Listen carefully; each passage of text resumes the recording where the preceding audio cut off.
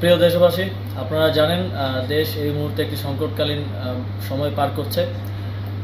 Fascist Sheikh হাসিনার বিরুদ্ধে এক দফা আন্দোলন এবং আন্দোলন পরবর্তী বিভিন্ন ধরনের সহিংসতার কারণে ইতিমধ্যেই আমরা ক্রান্তিকাল পার করছিলাম। আপনারা জানেন দেশের লক্ষ লক্ষ কোটি টাকা পাচার হয়ে গেছে, লক্ষ লক্ষ কোটি টাকা ঋণের মধ্যে দেশ রয়েছে। এই মুহূর্তে আমরা দেশের দায়িত্ব নিয়েছি, কিন্তু 15 দিনের মাথায় একটি বড় প্রাকৃতিক এবং একই সাথে মানবসৃষ্ট দুর্যোগের মুখোমুখি আমরা হয়েছি।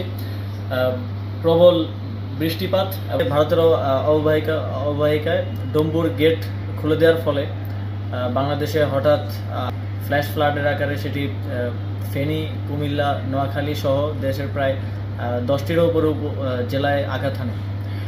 ভারত কোনো প্রকার সতর্কতা ছাড়াই এই গেটটি খুলে দেয়। প্রায় 31 বছর পর প্রথমবারের মতো এই গেটটি খোলা হয়।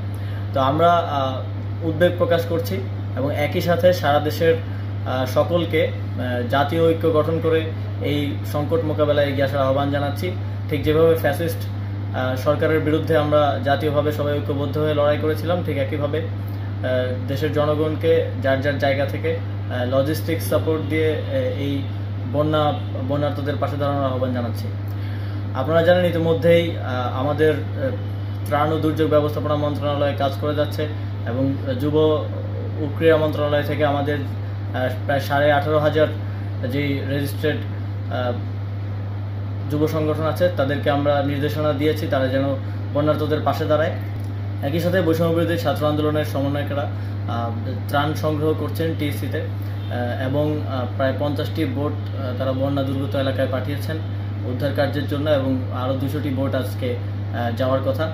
তো সার্বিকভাবে সারা দেশের জনগণকে আবার আহ্বান জানাই, যারা ব্যবসায়ী আছেন আপনাদেরকেও আহ্বান জানাই, দেশের এই সংকটকালে আপনারা এগিয়ে আসুন এবং এই পরিস্থিতি মোকাবেলায় সকলে ঐক্যবদ্ধ হয়ে সহযোগিতা করুন।